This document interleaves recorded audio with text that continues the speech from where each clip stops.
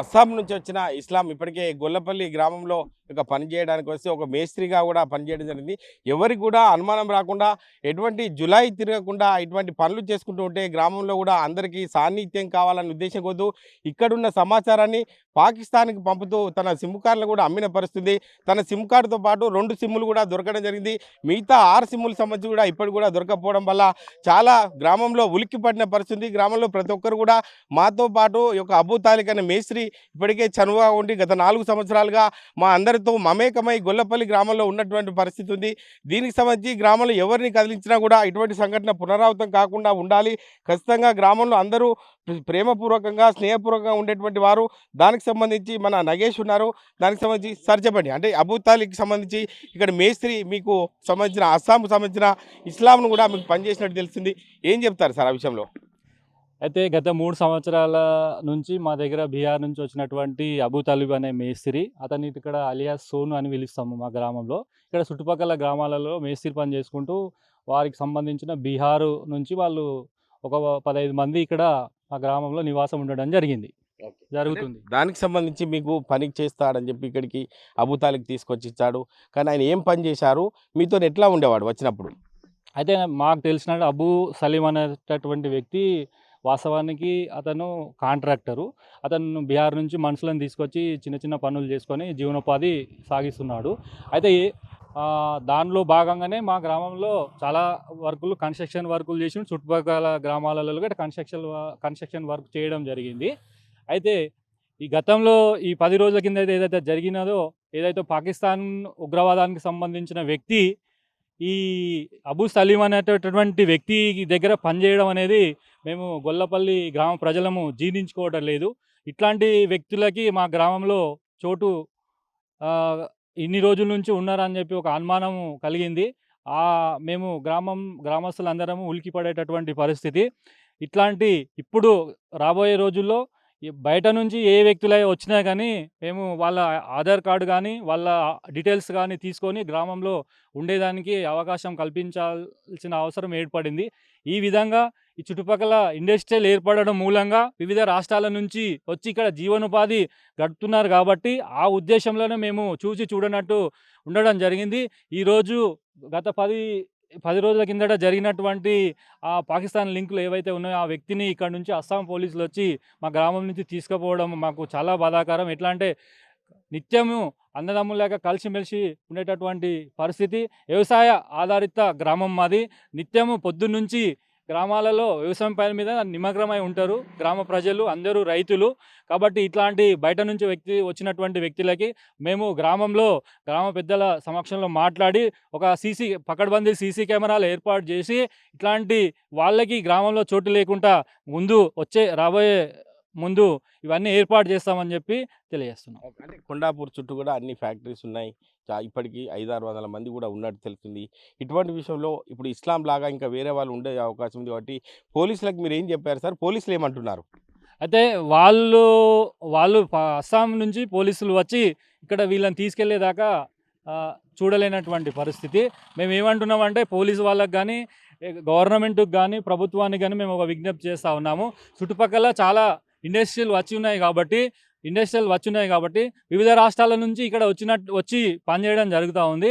కాబట్టి వాళ్ళ ఐడెంటిఫై ఖచ్చితంగా చేసిన తర్వాతనే ఇక్కడ వాళ్ళకి ఇల్లు కానీ నివాసాలు కానీ ఇచ్చేదానికి అవకాశం ఉండాలి. ఏదైతే వాళ్ళను కాంట్రాక్టర్ ఎవరైతే తీసుకొని వస్తారో పక్కా ఆధారాలు సేకరించిన తర్వాతనే గతంలో పక్కా ఆధారాలు తీసుకొని వాళ్ళ బయోడేటా తీసుకొని వాళ్ళని పనికి పెట్టుకుంటే రాబోయే రోజుల్లో ఇట్లాంటి పునరావృతం కాకుండా ఉంటాయని చెప్పి తెలియజేస్తున్నాం. ఇది పరిస్థితి. వచ్చే వారికి ఖచ్చితంగా ఐడెంటిఫికేషన్ ఉండాలి. వారికి ఎవరు వస్తున్నారు ఏంటి, కాంట్రాక్టర్ సంబంధించి పూర్తి సమాచారాన్ని సేకరించిన తర్వాత వారి డీటెయిల్ తీసుకున్న తర్వాతనే ఈ యొక్క సంబంధించిన కార్మికులను కూడా తీసుకోవాలని చెప్పి స్థానిక నగేష్ కూడా చెప్తున్న పరిస్థితి. అబూ తాలిక్ ఉన్నారు, అంటే ఇస్లాం తీసుకొచ్చిన వ్యక్తి, పనిలో పెట్టిన వ్యక్తి అబూ తాలిక్ ఉన్నారు. అబూ తాలిక్ ఏం చెప్తావు ఇస్లాంకు సంబంధించి? इस्लाम से मेरा कुछ भी संबंधित ले वो 4 तारीख को पनी को 10 बार फ़ोन किए। फ़ोन करने के बाद उनका रिलेशन वाला पनी ले वो तो रिलेशन वाला पनी आईपेंदी ऐसा चप्पो बोले तो आए। 4 तारीख को इधर आए, 10 तारीख को तक उन्हें काम किए, 13 तारीख तक किए, 14 तारीख को आसाम पुलिस आके गिरफ्तार किए। तो पहले मेरा डाटा निकाल के असम पुलिस मेरे पास आए, उनसे मिलाए। असम पुलिस जितने भी बच्चे थे उनके 3 बच्चे, 2 का फ़ोन गिरफ्तार सस्पेंड कर लिए। एक बच्चे जो असम का था उनको असम पुलिस मेरे को बोले साइबर क्राइम मामला बोल के उनको गिरफ्तार किए। मेरा फ़ोन का डाटा चेक करके मेरे को छोड़ दिए। बाद बाकी उनके 2 फ़ोन को सीज़ करके लेके गए। मेरा संबंधित उससे कुछ भी नहीं। 4 तारीख तक उन्हें 1 तारीख से लेके 4 तारीख तक फ़ोन किए मेरे को 6-7 बार, तो मैं फ़ोन नहीं उठाए तो उनके रिलेशन वाला फ़ोन किए।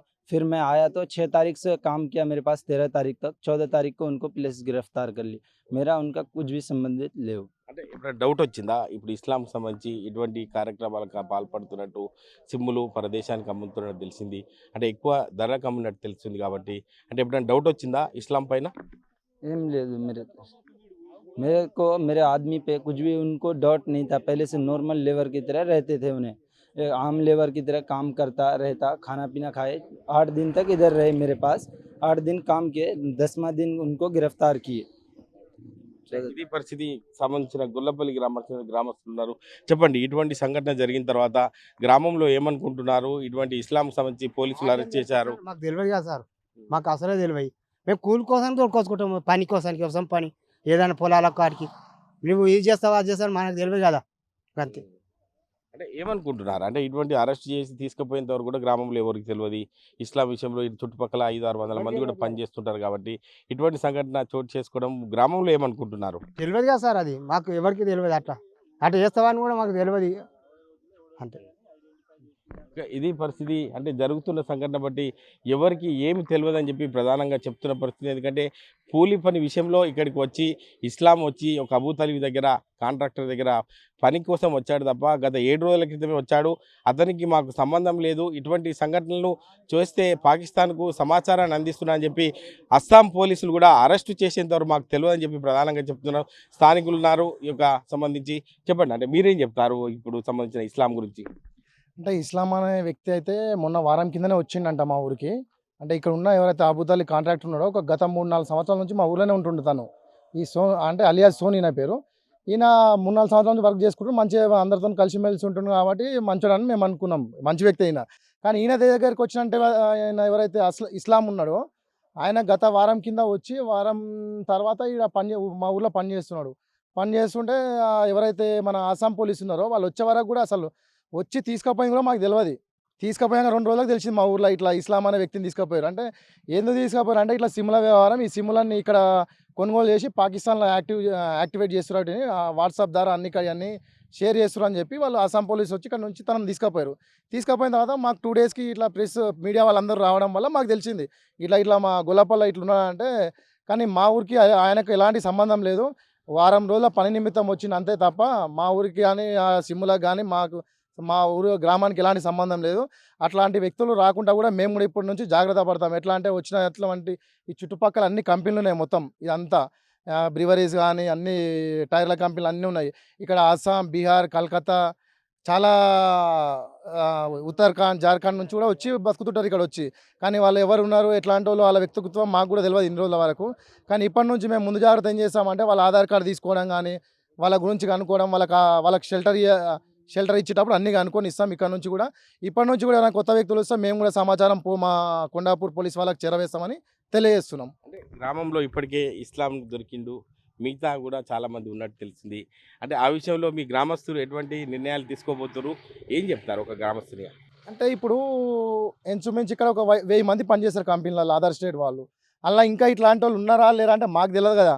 ఇప్పుడు మా ఊర్లో దొరికింది కాబట్టి మా ఊరి గురించి అంటున్నారు కాబట్టి మా ఊరికి వచ్చేసరికి ఇక్కడ నుంచి ఎవరు వచ్చినా ఊర్లో పెద్ద మనుషులం అందరం కూర్చొని మాట్లాడుకొని ఇగో ఎంతమంది పనిచేస్తారు ఊర్లో ఎవరెవరు ఉన్నారు, అది బయట వ్యక్తులకు ఎవరెవరు ఇంట్లో కిరాయి ఉంటున్నారు అవన్నీ కనుక్కొని వాళ్ళ ఆధార్ కార్డు అవన్నీ తీసుకొని పెట్టుకొని అసలు వీళ్ళని ఉంచుకోవాలన్నా వద్దా, ఈ వ్యక్తులు ఏం చేస్తున్నారు వీళ్ళ మీద ఒక దృష్టి ఒక కన్ను పెట్టి ఉంచుతాం అన్నమాట.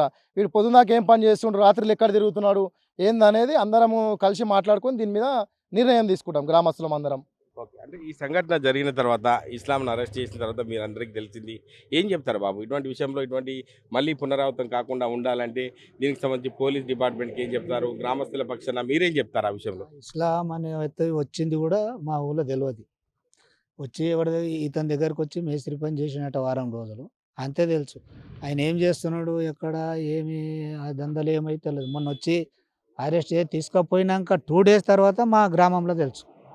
అప్పటి వరకు ఆ వ్యక్తి తెలియడు, ఇగో ఈ వ్యక్తి తెలుసు. అంటే జరగరాని జరిగితే ఎట్లా ఉండేది? ఎందుకంటే ఇప్పుడు బాంబ్ బ్లాస్ట్లు అవుతున్నాయి, ఇప్పుడు గోకుల్ చాట్ కావచ్చు అన్నీ జరుగుతున్నాయి. మన గ్రామంలో కూడా అటువంటి సంఘటన జరిగితే ఉలిక్కిపడే అవకాశం ఉంటుంది కాబట్టి సీరియస్గా మీరు ఏం చెప్తారు ఆ విషయంలో? సీరియస్గా ఇప్పటి నుంచి కొత్త వ్యక్తి ఎవరు వచ్చినా జాగ్రత్తగా అందరం బాధ్యత తీసుకుంటాము. యువకులం కానీ పెద్దలు కానీ. కొత్త వ్యక్తి ఎవరు కానీ వచ్చినా వాళ్ళు పూర్తి డేటా ఆధార్తో సహా తీసుకొని మేము కొండాపూర్ పిఎస్కు తెలియజేస్తాం. అంటే ఇది పరిస్థితి. గ్రామంలో ఎవరు కొత్త వ్యక్తి వచ్చినా కూడా ఖచ్చితంగా వాళ్ళ యొక్క ఆధార్ కార్డు కానీ ఐడెంటిఫికేషన్ ఉన్న తర్వాతనే మా గ్రామంలోకి రాణిస్తాం. ఎందుకంటే ఎవరు కూడా కాంట్రాక్ట్ సంబంధించిన పనిచేసే వారైనా కూడా వారి యొక్క ఐడెంటిఫికేషన్ ఖచ్చితంగా తీసుకోవాలి. గ్రామంలో జరగరాని జరిగితే గ్రామానికి ముప్పు అయ్యే అవకాశం ఉంటుంది కాబట్టి ఖచ్చితంగా ఇక ఇస్లాం అరెస్టు అయిన తర్వాత ఇటువంటి సంఘటన ఇక్కడి యొక్క రాయబారాన్ని పాకిస్తాన్కు నేరుగా చేరుస్తున్నటువంటి ఇస్లాం అనే వ్యక్తులు ఇంకెవరైనా ఉంటే కూడా ఖచ్చితంగా పోలీస్ డిపార్ట్మెంట్ సీరియస్గా తీసుకొని వారిపై ఒక చర్యలు తీసుకోవాలి, నిఘా పెట్టాలి. ఇటువంటి సంఘటనలు పునరావృతంగా కాకుండా ఉండాలని చెప్పి ప్రధానంగా గ్రామస్తులు కూడా అందరూ కోరుకుంటున్న పరిస్థితి మనం చూస్తున్నాం. కెమెరామెన్ నెల్లూరుతో మహేష్, RTV, సంగారెడ్డి జిల్లా.